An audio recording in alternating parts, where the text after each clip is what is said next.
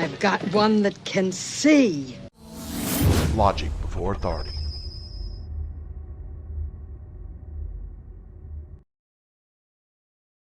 Hi guys, this is Daniel Alexander Cannon here on Logic Before Authority. Yeah, my voice is starting to come back. Alright, we've got to look into some more things. Looking a little deeper, seeing if my Holy Spirit intuition is correct, along with research I've done over the years. And so I want to go over some things with you in reference to, well, one, this magnetoreception in birds. And we're going to be coming back to that magnetoreception in birds. And it has to do with birds being able to fly a long distance in migration using a crystal that's in their beak right up around between their eyes. Okay. But first, before we look at that, we're going to look, I think it's this one, magnetofection.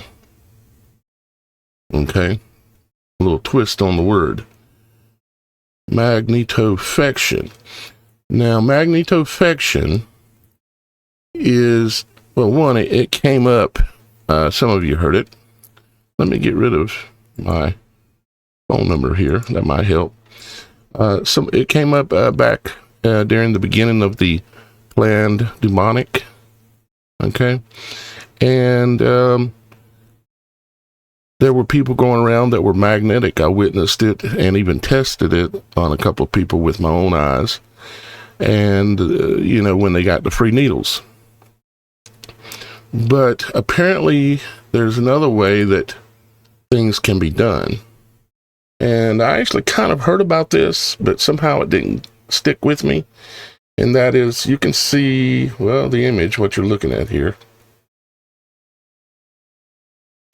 This is the ethmoid bone right up here, okay, with the olfactory bulbs, or the olfactory bulb, with all the nerves hanging directly down into the nasal cavity. And then here's an image of something being squirted up into the sinuses that gets up around these nerves. And the reason why they do it is, well, right here for one, because it bypasses, well, it provides a direct nose to brain pathway, successfully bypassing the restrictive blood-brain barrier. So, other than needles, the only way into the, without getting into your blood, the only way to get directly across the blood-brain barrier is through the sinuses, using the olfactory bulb nerves along with the ports that are in the ethmoid bone. And I'm going to show you the ethmoid bone again here in just a moment. Here's another image here.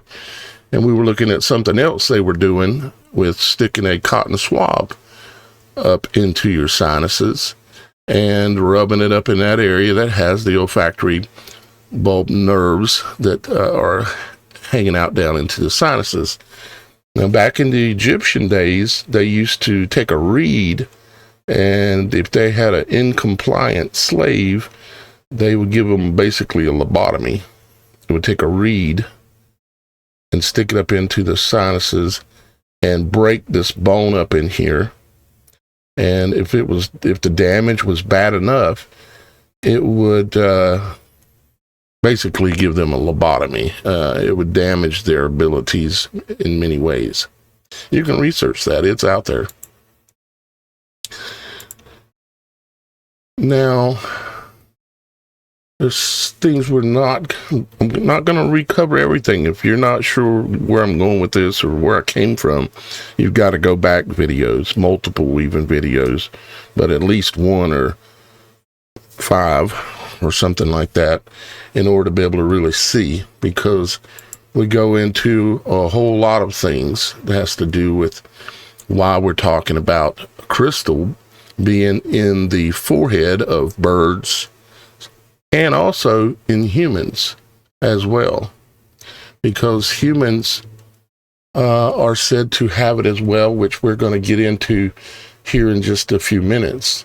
Now, they want to claim that humans have lost this ability over time, but many creatures throughout the world have this ability to be able to travel long distances and not get lost. This includes fish, like sharks, and many other kind of fish. I realize a shark is not technically a fish, but yeah. So let's look at this again real quick so anybody new will know kind of what we're talking about. This is called the ethmoid bone. It sits directly between your eyes, and it's in the image of a cross with a veil hanging on it. It's also in the image of, if you look at it from the other way, the same thing, but it's also in the image of a mast on a ship with sails on it. So a veil, it has a veil here. This is a very porous bone. As you can see, it has like a lot of little holes in it and stuff. That's an indication that this is a porous bone. And this is where the olfactory bulb sits at, right on the top of this plate, right directly behind the crista galli, this part that sticks up right here. I'm going to show you a reproduction of Noah's Ark here in a moment. It's going to show you how similar this is. You see all these portals. Normally on a ship, this is where things are received, you know, just like something is being received from here. When someone takes and sticks a cotton swab up under here and rubs it in these areas up under here in the sinuses, what they're trying to do is get to those nerves that are on the olfactory bulb and get directly into your brain, crossing the blood-brain barrier. Okay, and so you can see this looks like a ship. Okay, it has I said it yesterday or day before yesterday, whenever, like the oars and everything in the water that directs the boat. Okay. And I explained a lot of other things. You'll have to go back and see if you're interested in more information on that. Go back and see that in a previous video. This right here will show you that red thing is the bone in question, the ethmoid bone, the ethics bone that has the crista galli sitting on the nose of it. You see the crista galli is this part right here. Okay, inside that crista galli, it is known, and they admit that there is a little bit of iron in here. Okay, like a magnetic iron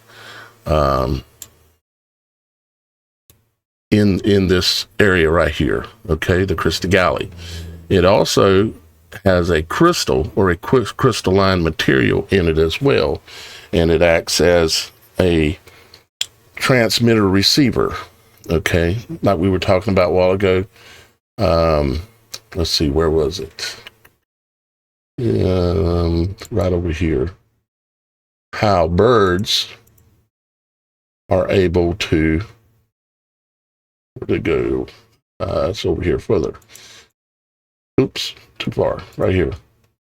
Magnetoreception. You see, magneto meaning like the magnetosphere, the frequencies that flow around our world. That's why I spell world the correct way, W-H-I-R-L-E-D. That's the correct spelling for our world. So they're receiving magnetic information out of the air. You know, that's why it's called magnetoreception. Sorry, I've got a place next door that uninstalls mufflers for teenage and young boys that haven't realized that everyone hates it. Here comes another one.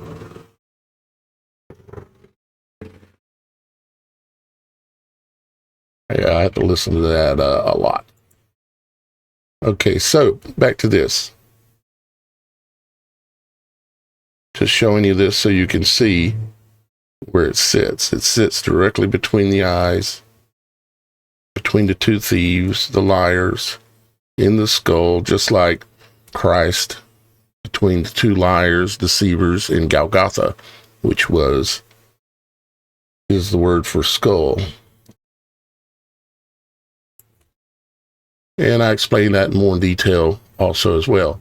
Now, when we look at this, I can't help but think about, now when I look at this image and it being an ark and all of the attributes that it has wings, okay, symbolic.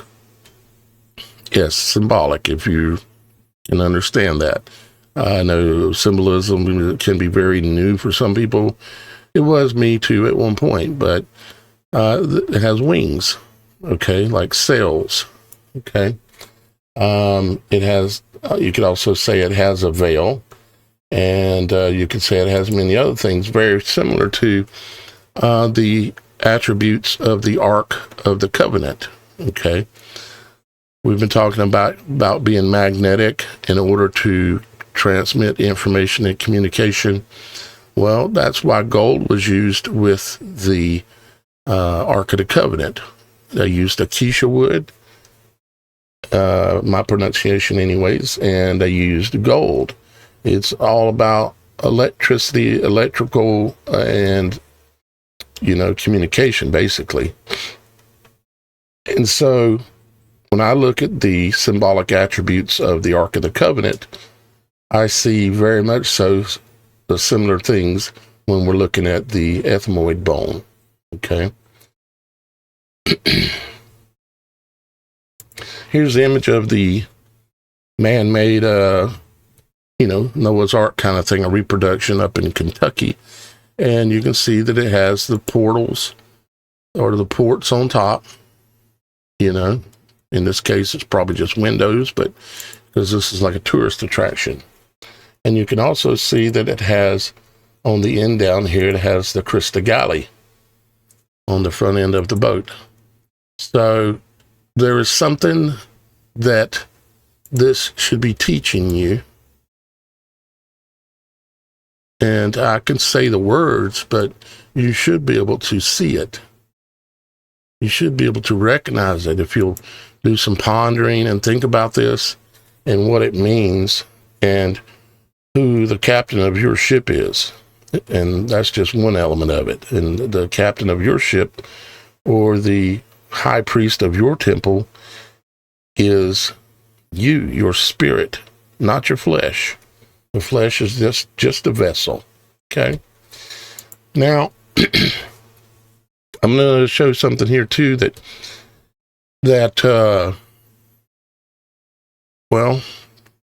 let's see here.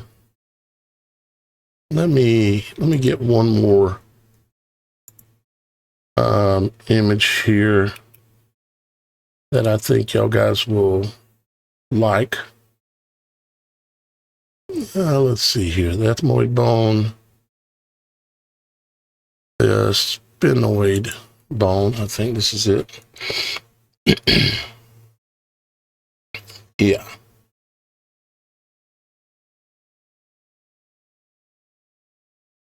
Okay. The sphenoid bone. This is the bone that the Crista Galley is attached with, okay? The sphenoid bone. It looks like a butterfly, okay? It has wings, okay? This goes right along and has to do with what I was talking about and comparing it to the Ark of the Covenant. Your head, okay? Now, where was the Ark of the Covenant placed in the temple?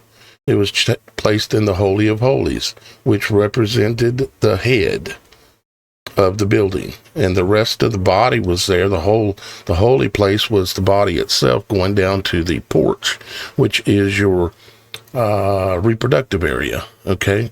And then they had the two pillars out front, which represents your legs. And then they had the priest quarters on both sides, which are your arms, the ones that do the work for the temple, okay? And the reason why I'm showing you this, the butterfly with wings is for that, but also so that you can see it when we look at this. Now, I'm also going to point out, see, right here's the sphenoid, okay? And the ethmoid is right here in the center, and they sit together, kind of. I'm also going to show you something here and briefly kind of explain it, that I pretty much understand it, but it would really be, it's extremely profound, but at the same time, it can be taken as being vulgar, okay? And nothing that I do here in any way, shape, or form I would ever want to make vulgar.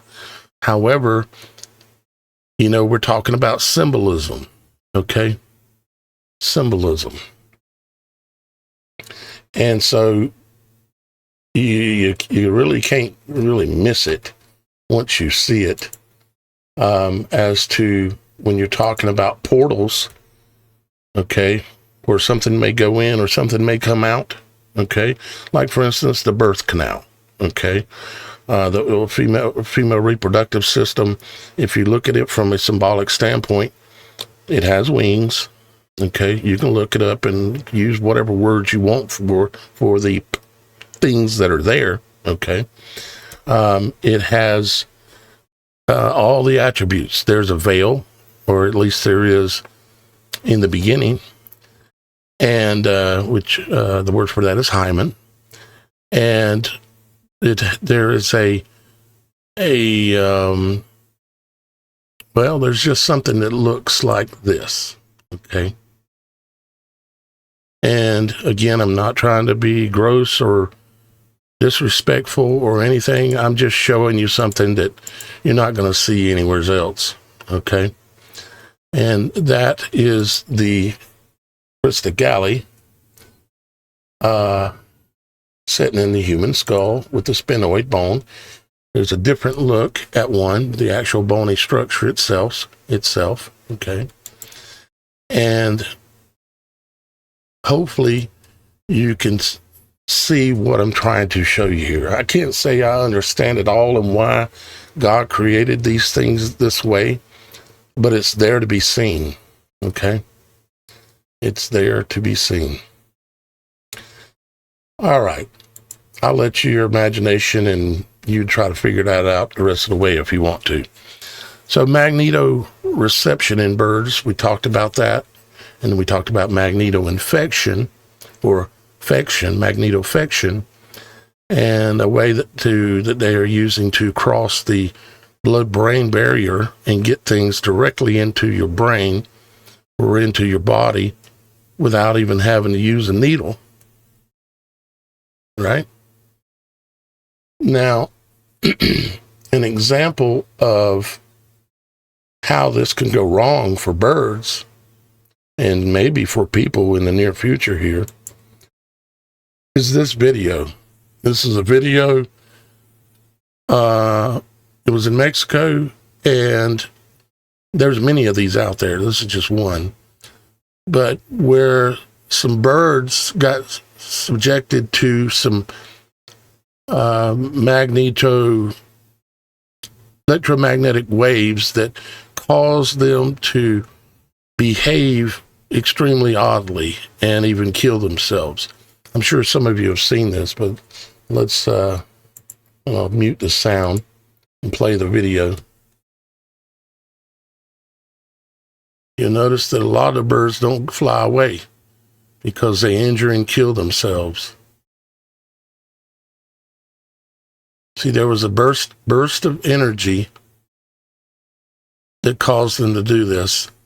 And if you'll watch, as they're flying away, it looks like, to me, I just noticed it looks like they're flying in a toroidal movement, okay?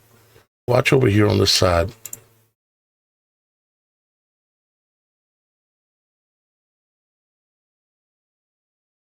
I'll play the whole video like you did a while ago. Nope, you ain't gonna do it. I'm gonna back it up. See them start to spin over here. They gather up and then start spinning. Back it up again.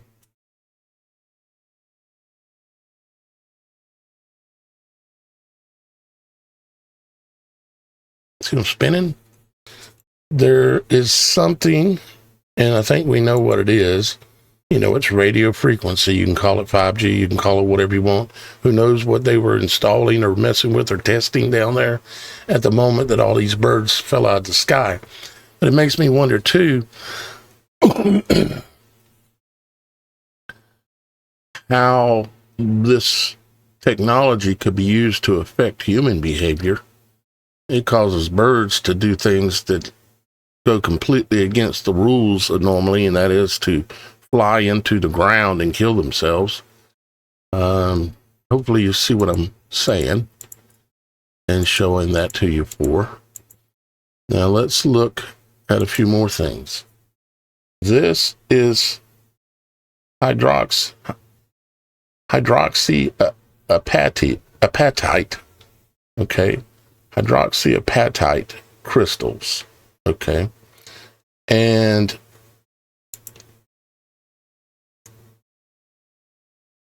there's a number of things here I'm going to show you, okay? Just refreshing the screens here. And yeah, we're going to talk about that actually here in a moment too. But first, we're going to talk about the growth of crystals, okay? And these particular crystals, these hydroxyapatite crystals that you see here, let me just maybe just Google it for you.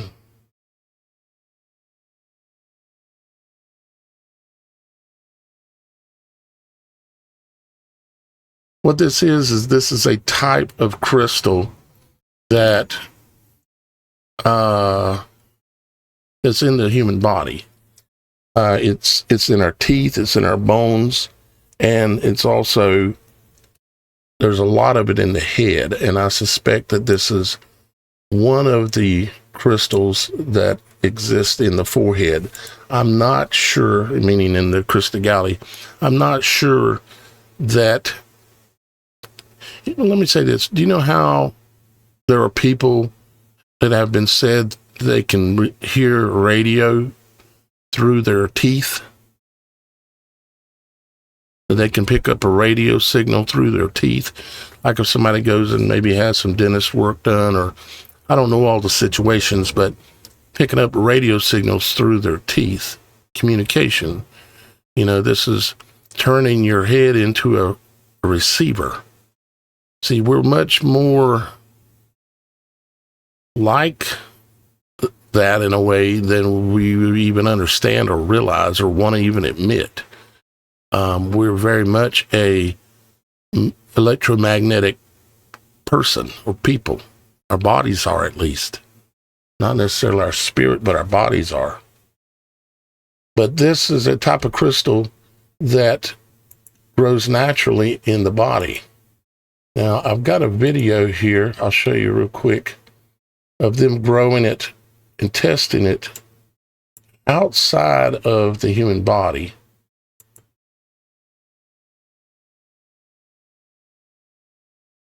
The little black area in the middle here is the crystal growing, okay? And a crystal, in order to grow, actually doesn't need that much if it has the right balance of chemicals, you might say there, okay? It needs a chemical building block like dissolved ions or molten rock, a driving force like cooling or evaporation to force the atoms together, and sufficient space. You know, all these crystals and things, I don't know if you've ever watched people dig up crystals, some of them huge. And they grow naturally. They self-reproduce and just continue to grow bigger and bigger and bigger. And, well, you've seen it. I don't think I have to explain that too much. What I'm wondering is, when they put those cotton swabs up in our heads. There was something on it that is producing a crystal. And I'm not, I was going to do this before I started. Let's go. I'm not positive what kind of material they're using. And I want to hunt it down. Let's see.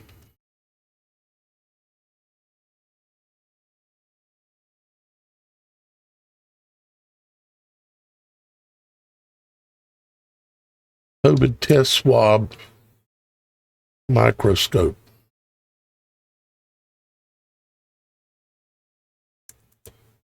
Scope. There we go. PCR test, nasal swab, applicator, mark of the beast in the forehead. Microscopic analysis shows blood of a 55-year-old patient that is not vaccinated but was test swab for COVID. Oh, look at that. Look at that crystal growing in the... Oh, you see? See the crystals growing over here and over here? You can find this kind of stuff on Rumble, but you can't find it on YouTube. There it is again. Or is that the fibers from the test swab, or is that crystal? So it definitely looks like crystal. I'm gonna have to, let's just look at one of these real quick. I'm gonna have to look at some more of them. Y'all guys can take a look too. This common mistake doubles our electricity bill, and big energy is trying to hide this from us.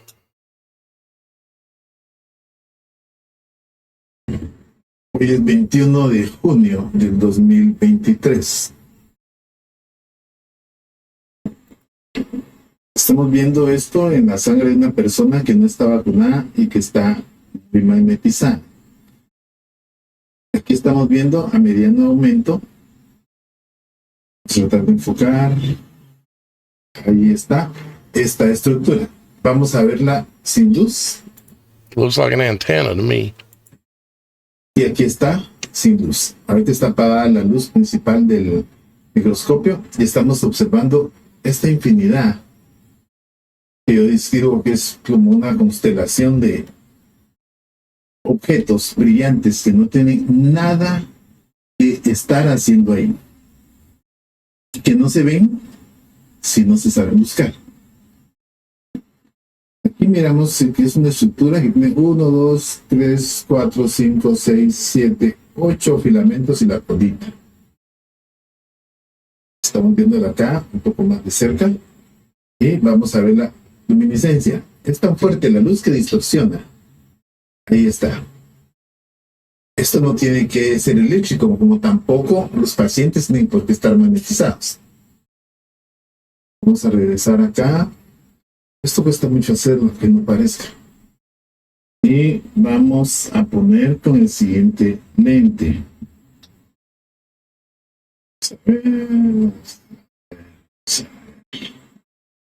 Y está. Está más rápido la foto. Sí está grabando. Y ahora vamos a observar con campo oscuro. Ahí vemos. Hasta colores de esas porquerías que le inyectaron a la gente. Sepa la gente que estas cosas, digo cuando me refiero a la gente es con respeto, ¿no? Pero a gente que desconoce medicina y que posiblemente es la primera vez que está viendo imágenes a un microscopio y le toca ver tremenda porquería. Esto, señores, es parte de lo que se recombina el grafeno con los metales pesados y produce cuerpos como estos. Vamos a verlo acá. Se observan los objetos de colores, pero aquí tiene bastante aumento. Entonces, cuando los aficionados a la medicina están hablando que ellos curan. This is interesting enough to me, so I'm going to let it keep playing here. It's only another, not very long at Los all. efectos de la vacuna. Señores, ustedes no tienen ni la menor idea de qué están hablando. Porque estas estructuras que se ven acá bastante nítidas y que tienen bioluminiscencia, ahí está. The bioluminescence is phosphorus. I'll show you in a minute. Sin luz, produciendo su propia luz. Estamos hablando de un envenenamiento masivo al que se está sometiendo a toda la población. A los señores que trabajan en laboratorios, les digo, tienen que ser capaces de ver más allá, porque esto no sale a la primera. Ahí está, lo vamos a poner otra vez centrado. Entonces, soy el doctor Unfresto de Guatemala. Esto es sangre de un paciente. Aquí estamos viendo con poco aumento, lo estamos forzando. Se enfoca un poco, ahí está. ¿Qué le pasa a la gente cuando le ponen una gota de sangre? Nadie le va a poner una gota. Le van a poner por lo menos 250 centímetros. Es un caso de mí, le pueden poner 100, 200 o 50. Pero con 1 centímetro que va lleno de esto. Y les comento algo. Los vacunados, si estas cosas microscópicas que están saliendo ahí son muy chiquititas, en los fluidos pasan como que sin nada. Aquí, esto pese que es sangre, como tiene varios días, los glóbulos rojos ya se deshicieron o se encogieron.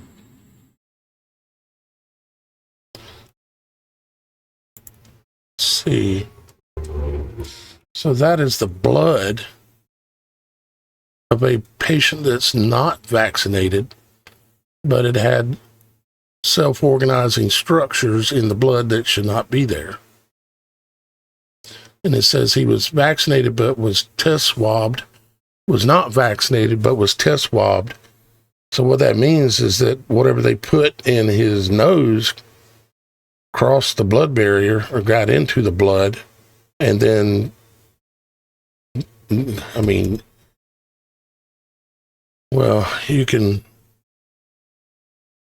put your own words in that, okay? Let's take a look at this one. I know I'm doing this with you on the fly, If you're a but smoker and you can't that's okay. breathe, your inhaler isn't failing because you're still smoking. It's failing because it was never.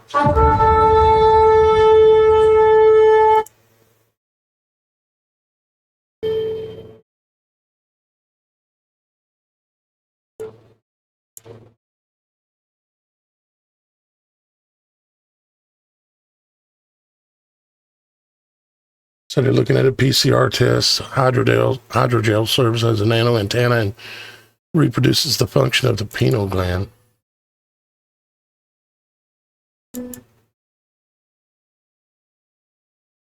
And yeah, there's definitely a hydrogel component going on here for sure, along with a lot of other things.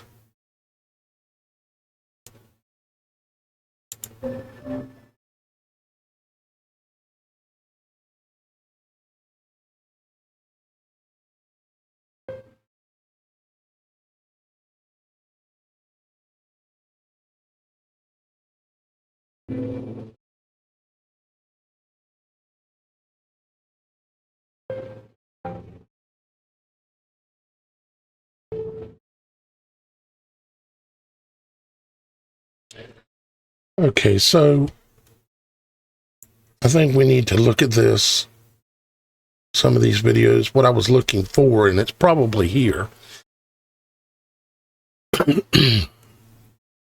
is there was a guy showing that there was crystals, like you'd call it dust, I guess, on the swabs, and that he put it in a petri dish and was growing it. And it was growing. And chances of me running across it here are probably pretty good, but it might take a while. So If y'all guys want to check this out a little bit more, go over to Rumble and type in COVID test swab microscope, and you can look at that. The reason why I brought up phosphorus a while ago was because of apatite. Apatite, okay? Apatite is the crystal, or remember I was talking to you about hydroxyapatite, okay? And it is made up, one of the components of that is actually, and apatite itself is actually nicknamed right here, the deceiver, okay? The deceiver.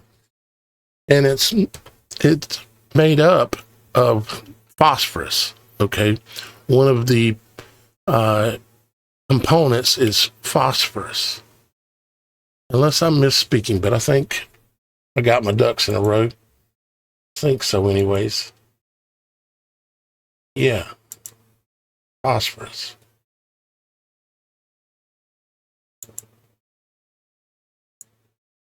Yeah, I'll double check myself. If I'm wrong, I'll correct myself on the next video. But yeah, they literally call this apatite crystal, they call it the deceiver. It's very interesting. I don't know why, other than what they say here, but they never really tell you exactly. You have to kind of figure it out. It says because of its color and various other things is why they call it that.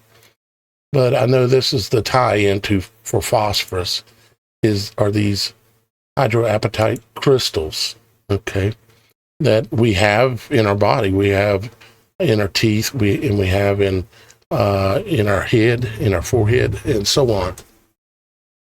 Sorry, I'm not quite as organized as I was the other day, but it is what it is. I think the information is still very relevant, and we're just trying to piece this thing together, and that's what I'm trying to do for y'all guys. And speaking of y'all guys, I really got to send out a big thank you to Gary B. Really grateful to you, brother. Don't know what to say. Thank you. And also Anthony E. Thank you very much. Linda B. And Robin W. Sandra R. Brandy E. and Julie M. And Randy E. is now a new producer as well, and which puts her into the category of being someone who supports my work on a monthly basis along with these people.